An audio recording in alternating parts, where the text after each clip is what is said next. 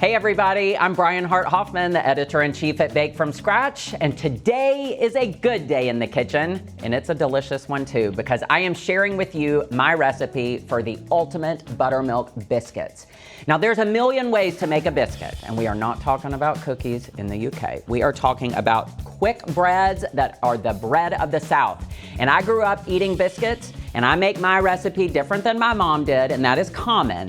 But I know you're gonna love it, and I can't wait to share each and every step with you so that you can have hot biscuits in your kitchen anytime the craving hits. Let's jump in the kitchen and do this thing.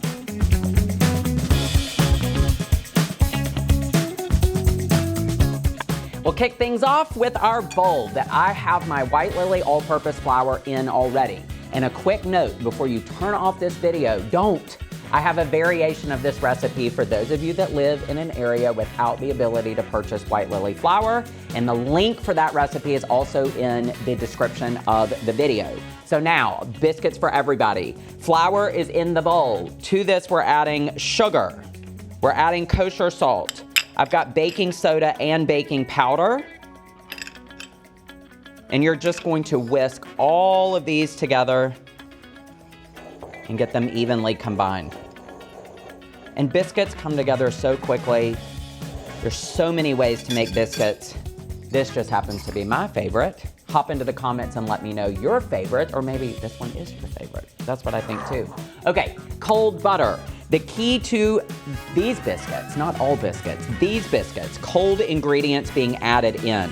So I've cubed the butter, put it back in the refrigerator, let it stay cold until I'm ready to use it, so we can keep our ingredients as cold as possible. You get beautiful biscuits that rise tall in the oven with all of these ingredients going in cold. And now you can use a pastry blender. You saw that I just put my hands right in that bowl because I normally do this part by hand, but I like to show you that you can use a pastry blender as well. And you're just gonna cut in the cold butter into the flour. And you don't have to put your body weight on the pastry blender. You just need to press against the side of the bowl and let this butter start to incorporate.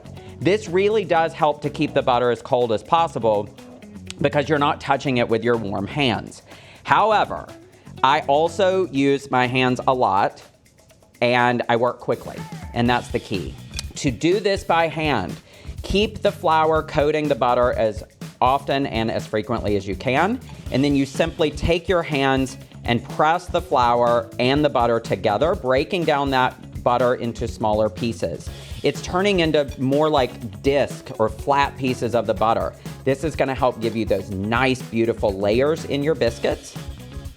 And you're just gonna do this until everything is a nice uniform consistency, and with the butter, really like pea-sized pieces. That's what we're looking for here. And it may take just a few minutes. Stay with it.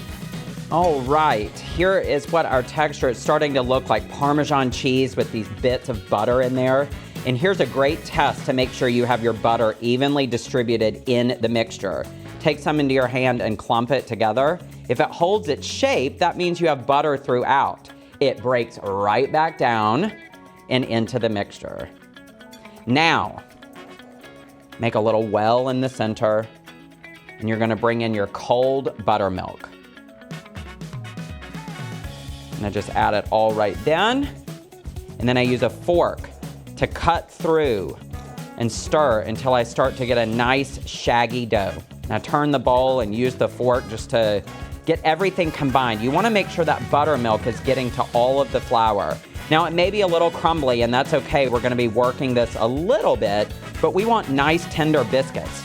We don't want them to be tough. So you're not kneading this dough, and you're not stirring and creating any sort of gluten structure at all. We just wanna have a nice tender biscuit. Now you're thinking, how is he gonna put that on the counter? I'm flouring the surface a little bit, and then I'm gonna turn this out. And there's your biscuits. Just kidding. I know. You're thinking there's no way this turns into a biscuit, but it does. So after turning out the dough, I'm gonna use the edges of my hands, or I could take a bench scraper and pat this into a rectangle. You don't have to be exact about this. But this is gonna start compressing all of these ingredients together, and it's gonna start getting those layers when we do this next step. So I'm just gonna put a little bit of flour on my bench scraper. You could use a sharp knife for this too, but you want to quarter this, and we're gonna stack it. Now your first stack is gonna be the most crumbly because we don't have any of the layers built. We don't have any structure really in the dough yet. So you may wanna put something under and stack. Stay with me, I promise you're gonna have beautiful biscuits. And then take your hands again and you're gonna press. Now you're building the layers that make these biscuits nice and flaky. Flour your hands as you need to. If you see that the dough is sticking to the surface, put some flour under it. And then you're going to do that cutting and stacking 2 or 3 more times. Don't over flour though. We don't want to take away the nice soft texture of the biscuits. Man, this is looking good.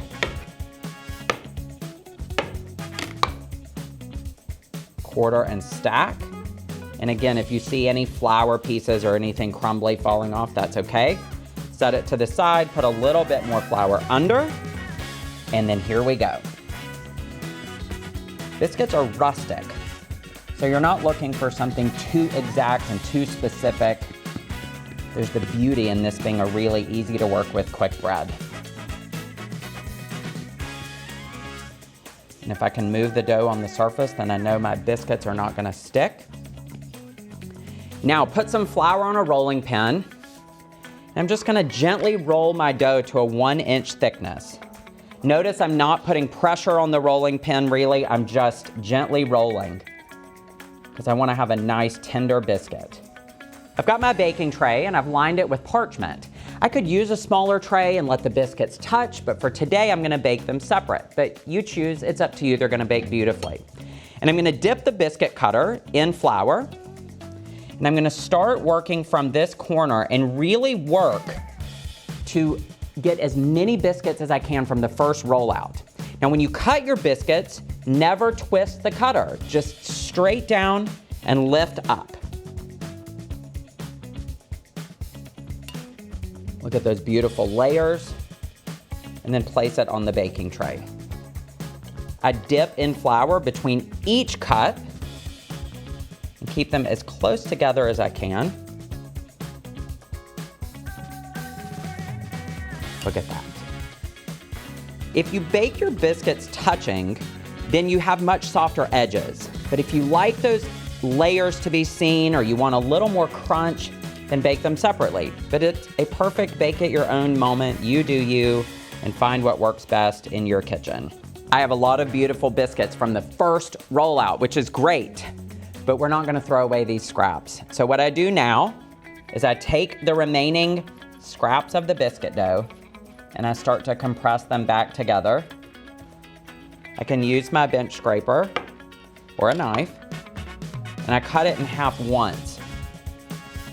And then I use my hands from here, no need for a rolling pin.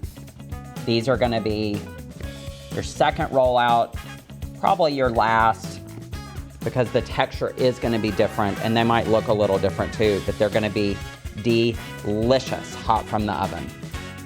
So good that it stayed under there, look at that. Okay, hot take. You eat biscuit dough? I do.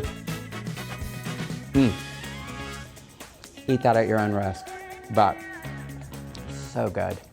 So good. Now, these need to hit the freezer so we get everything cold again. Remember, I told you at the beginning, we want cold ingredients throughout, so we get beautiful biscuits each and every time.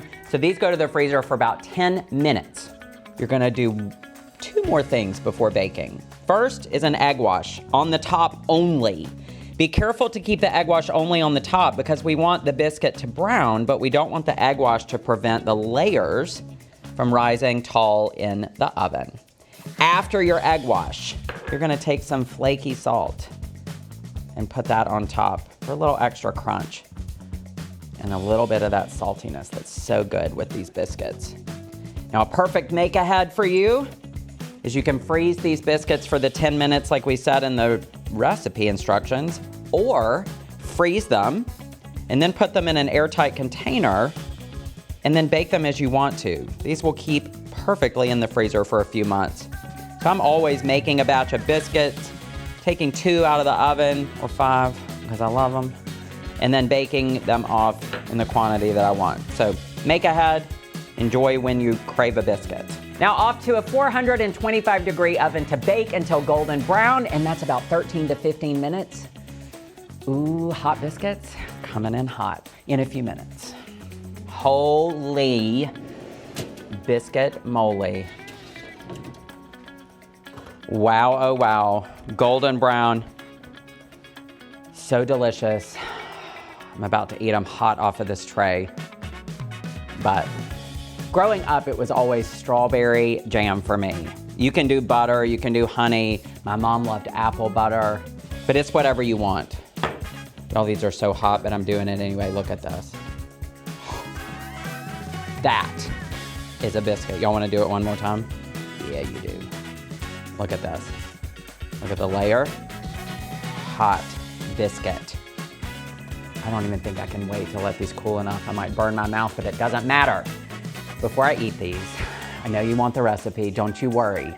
The description includes the link to both recipes, the one that I used today with White Lily and the one with the flour blend, so you get these perfect biscuits each and every time, and information about how you can be a part of the Bake From Scratch community so we can keep this fun going all the time. And please don't forget to like this video, share this video with your friends and family too, and subscribe to the channel so that we can have all these delicious baking moments together from now on. Now preheat your ovens, everybody. It's time to bake and eat some biscuits.